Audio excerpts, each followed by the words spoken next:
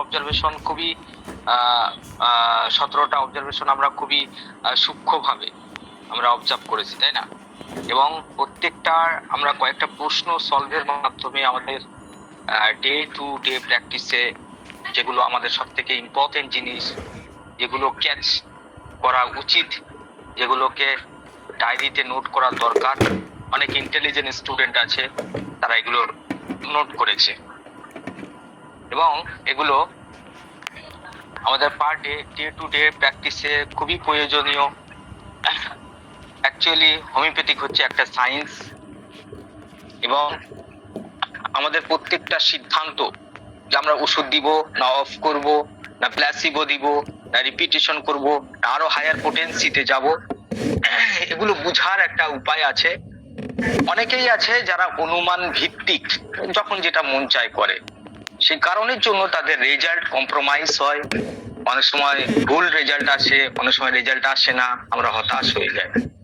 কিন্তু অ্যাকচুয়ালি তা নয়। হোমিওপ্যাথিক যে সায়েন্স, সেখানে একটা বেসিক প্রিন্সিপাল আছে, একটা বেসিক ব্যাপার আছে, ফলো আপ এর জাজমেন্টের ব্যাপার আছে, যে আমার রোগীর মধ্যে আমি যে একটা মাস ওষুধ দিয়েছিলাম সেই ওষুধের প্রতিক্রিয়া কি হয়েছে সেটাকে বিবেচনা করে তবে আমাদের নেক্সট স্টেজে বের হতে আমরা পারি।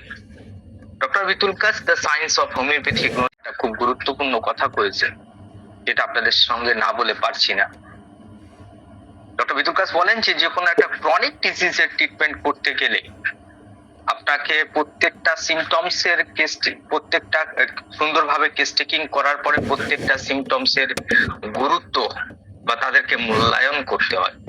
সেই মূল্যায়নের পরে আমাদের মন মতো যেটুকু ম্যাটেরিয়া মেডিকা মুখস্থ আছে তার ভেতর থেকে একটা মেডিসিন প্রেসক্রিপশন করলে প্রেসক্রিপশন হলো না, বরঞ্চ আমরা যদি বিগিনার হই, আমাদের যদি ম্যাটেরিয়া মেডিকা নলেজ 10 বছরের পুরানো যদি না হয়, তাহলে আমাদের অবশ্যই রেপার্টারি করার মাধ্যমে, এবং অ্যাডভান্স লেভেলেও অবশ্যই রেপার্টারি তারা করেন, কিন্তু সেটা অনেক শর্টকাট ওয়েতে করেন, তারা 4-5 মিনিটের মধ্যে বা 2 মিনিটের মধ্যে হয়ে যায়।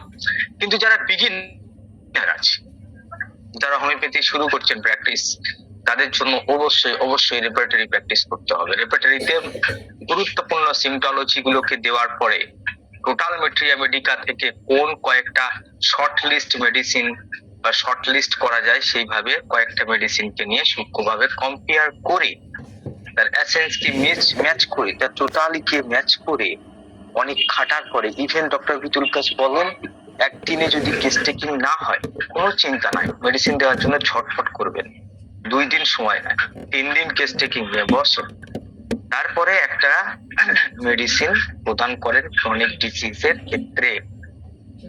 প্রশ্ন হলো এটা, এত কিছু প্রসেস আমি বললাম, প্রশ্ন একটাই যে প্রথমবারে একটা ক্রনিক রোগীকে প্রেসক্রিপশন করার সময় আমাদের কেন এত সতর্কতা থাকা লাগে, কেন এত সতর্ক থাকতে হবে, এত কসিয়াস কেন হইব? বিকজ ডক্টর বিতুল কাস বলেন যে আপনার ফার্স্ট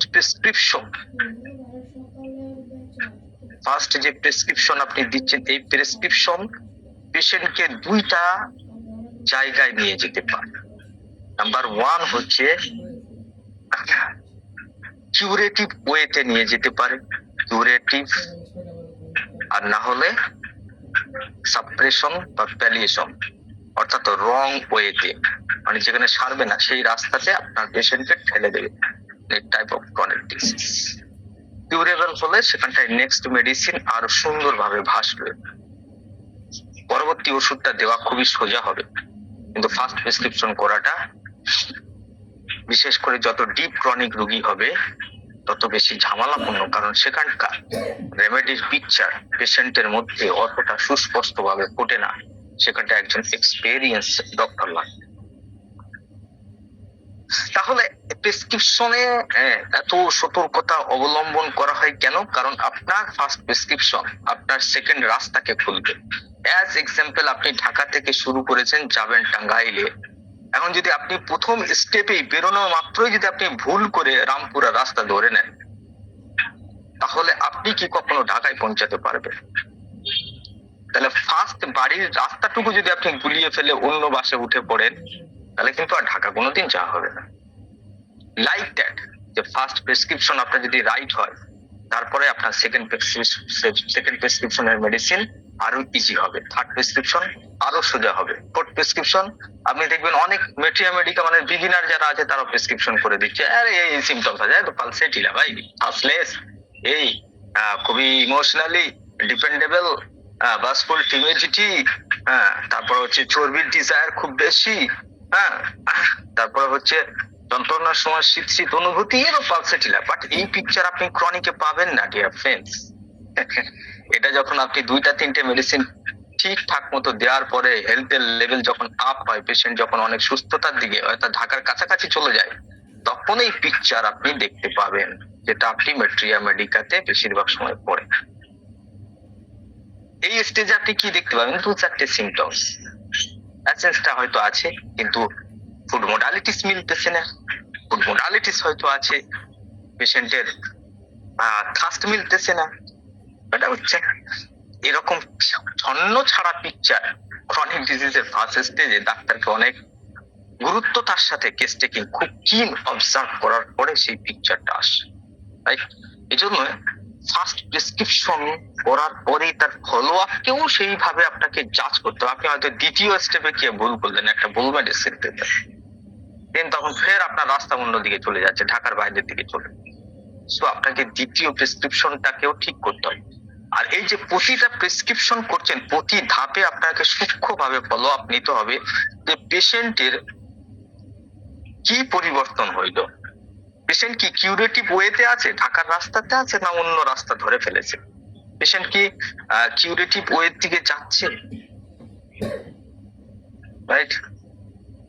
এখানে কি ধরনের সমস্যা আসতেছে, সেই সমস্যার সমাধান কি হতে পারে, প্রত্যেকটা হচ্ছে ফাইন জাজমেন্ট। এই জন্য ক্লাসিক্যাল হোমিওপ্যাথি মানে থটফুল প্রেসক্রাইবার। তাকে একটা ওষুধ দিতে তার কোনো দেরি হয় না, মানে তার ওষুধ দিতে বড় হ্যাপা নিতে হয় না, কিন্তু তাকে একটা ওষুধ ভাবতে গেলে অনেক অনেক বেশি পরিমাণে চিন্তা করতে হয়। এই জন্য ক্লাসিক্যাল ওয়ে প্রত্যেকের কাছে একটা বোরিং ওয়ের মতো লাগে, কিন্তু এটা ছাড়া কোনো মাধ্যম নাই যে পেশেন্ট ঠিকঠাক মতো কিওর করতে পারে। এবং এটা অনেক প্র্যাকটিস করতে হয়, প্রথম অনেক ভুল হইব, আশাহত হওয়ার কোনো ব্যাপার নয়। আপনি দিন প্রতিদিন শিখতে থাকবেন, দিন প্রতিদিন। আমি আজও শিখি, নানান রুগীর কাছ থেকে শিখি। এখন আমার মাস্টার হচ্ছে রুগীরা, পেশেন্টের রেজাল্ট আমাকে শেখায় যে আমি কোথায় ভুল করেছি, কোন জাজমেন্ট আমি ভুল করেছি, কোথায় আমি ওভারডোজ করলাম, কোথায় আমি অকারণে একটা মেডিসিন দিয়ে কেসটাকে খারাপ করলাম। এই সমস্ত কিছু আপনাকে ধীরে ধীরে শেখাবে পেশেন্ট। আর আপনার ফলো আপ কিন্তু ঠিকঠাক মতো হইতে হবে, তবেই আমি সবাই ধীরে ধীরে শিখতে থাকবো। মাই ডিয়ার ফ্রেন্ডস, এটা গেল একটা মানে অনুষঙ্গিক ভূমিকা। এখনো আমরা কেসের মানে আজকেকার অবজারভেশনের মধ্যে ঢুকি নাই। শুধু এইটুকু বোঝাতে চাইছি যে ফলো আপকে সূক্ষ্মভাবে জাজ করা কতটা জরুরি, কতটা আবশ্যিক ব্যাপার, যেটা আমাদের বেশিরভাগ হোমিওপ্যাথিক ডাক্তার স্কিপ করে এবং তার মন মতো কখন যেটা যখন মনে হয় তখন সেই ওষুধটা দিয়ে দেয়, যে পোটেন্সিতে মনে হয় নাই কোনো গুরুর কাছ থেকে শিখেছে নাই কিছু। বাট আপনি রেজাল্টকে জাজ করতে পারেন এবং সিদ্ধান্ত নিতে পারেন যে আমার রেজাল্ট এই এসছে, আমি এখন কি করব। এর জন্য গাইডেন্স ডক্টর কেন্ট এবং ডক্টর ভিতুলকাস খুব ভালো মতো দিছে। কোথায় থেকে দিছে? ফ্রম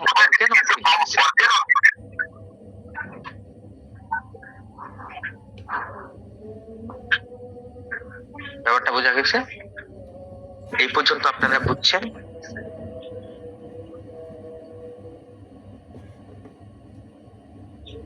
আচ্ছা, এ পর্যন্ত বোঝা গেছে ভাই? যে মাত্র দিতে পারছি, আগে তো বুঝি না। আচ্ছা,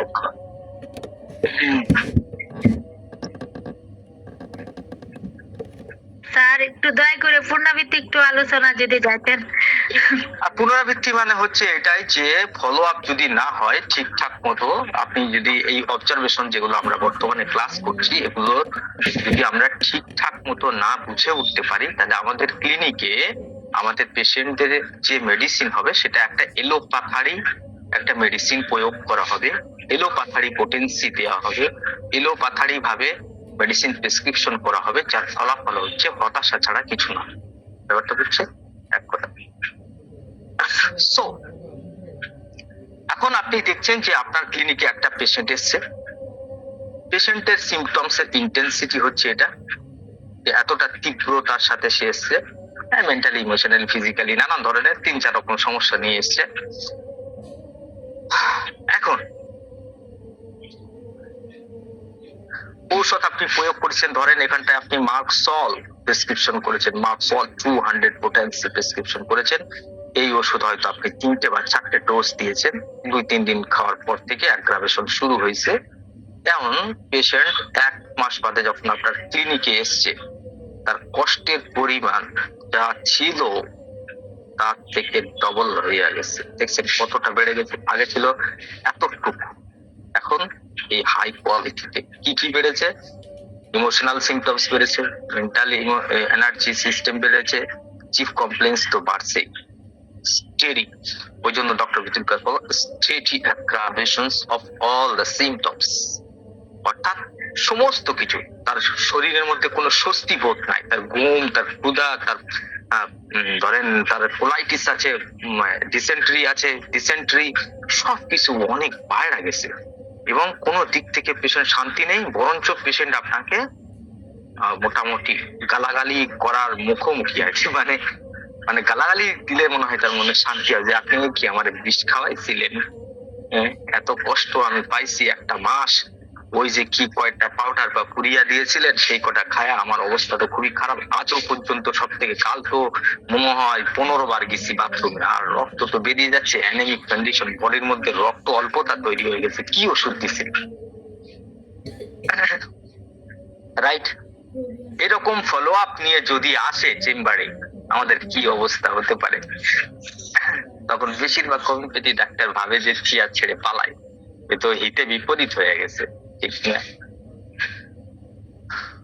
তো মাই ডিয়ার ফ্রেন্ডস, এরকম কেন হলো এবং এখানটায় কি করণীয়, এই পর্যন্ত বুঝছেন প্রত্যেকে সমস্যাটা কি? বেশিরভাগ মতো হয় না যে আমরা ওষুধ দিলাম, যা মাথার যন্ত্রণা ছিল তার 4 ডবল বেড়ে গেল, হয় না?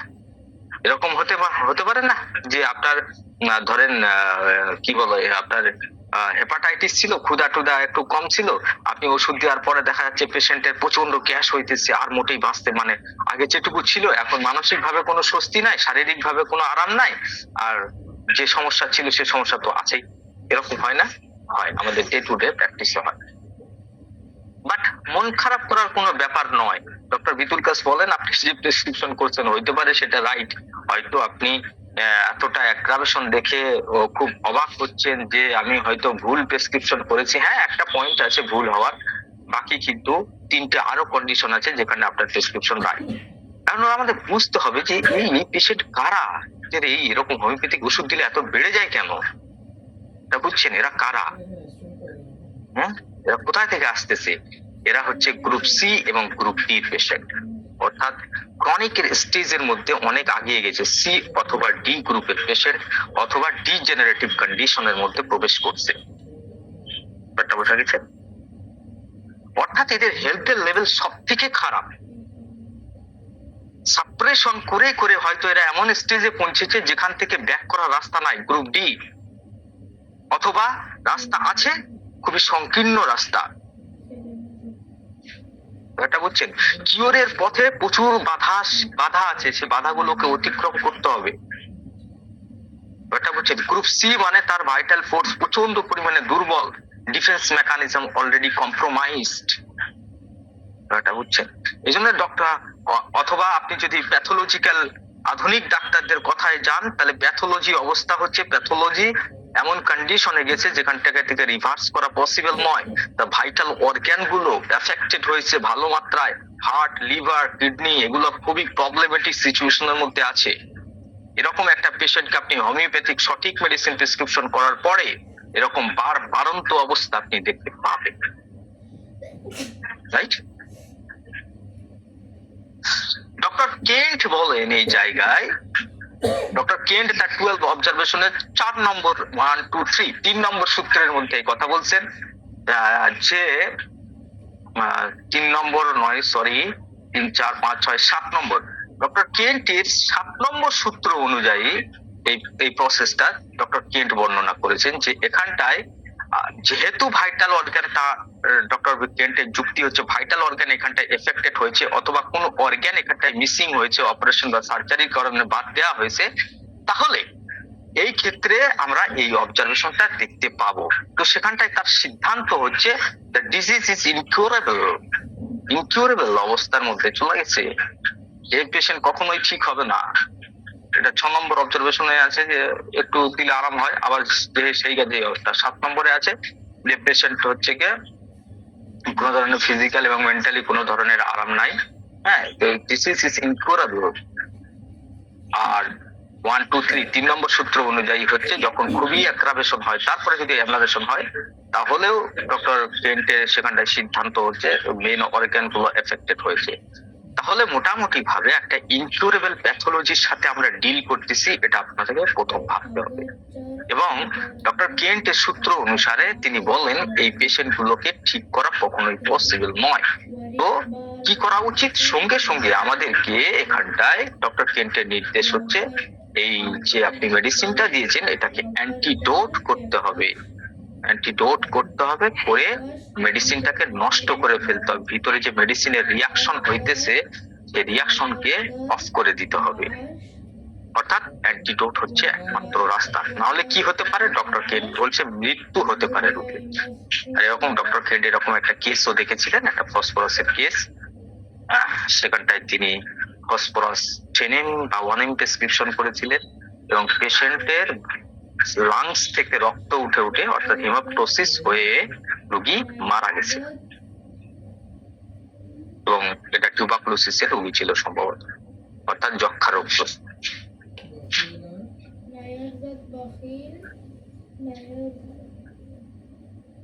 রাইট? আসসালামু আলাইকুম স্যার। স্যার কেন্টের অবজারভেশন 7 কি স্যার ঠিক আছে স্যার? একদিক থেকে দেখতে গেলে ঠিকই আছে, কিন্তু এবারে আমাদের ডক্টর ভিতুল কাস এর উপরে আরো অবজারভেশন করছেন, আমরা আসছি। আমার তো মনে হয় স্যার কেন্টের 1 একদম অবজারভেশন হতে পারে sir. 7 observation is full time emulation of the symptom not yet relief of the patient, but 1 observation is prolonged aggravation and finally decline of the patient. তো ফাইনালি ডিক্লাইন, তো finally ডিক্লাইনেড। This is the number 1 of the Kent observation. আচ্ছা আচ্ছা, কেন্টের number 1 observation, right right. আমি সম্ভবত অনেকদিন আগে পড়েছি।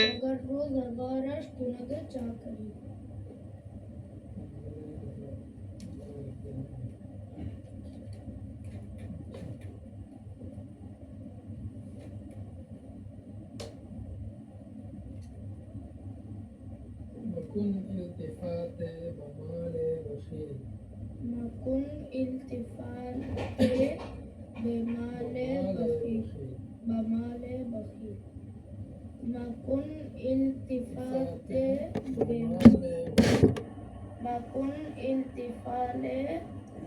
التفات مكن التفات بمال بخيل مكن التفات بمال بخيل مكن التفاتي بمال بخيل مكن التفاتي بمال بخيل مكن التفاتي بمال بخيل مكن التفالي بمال بخيل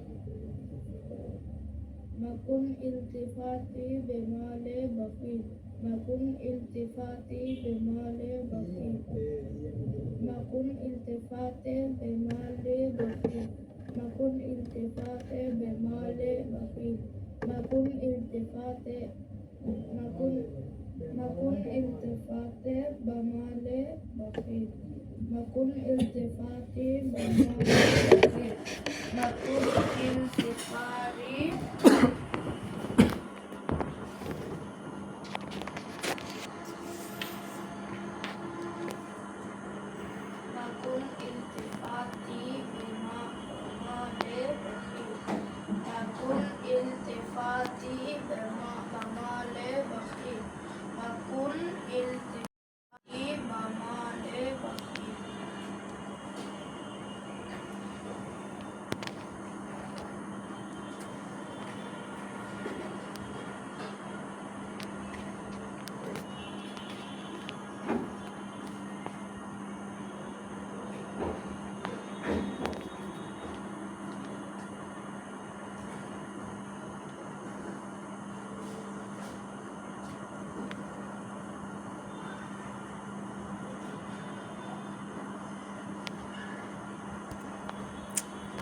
কি ব্যাপার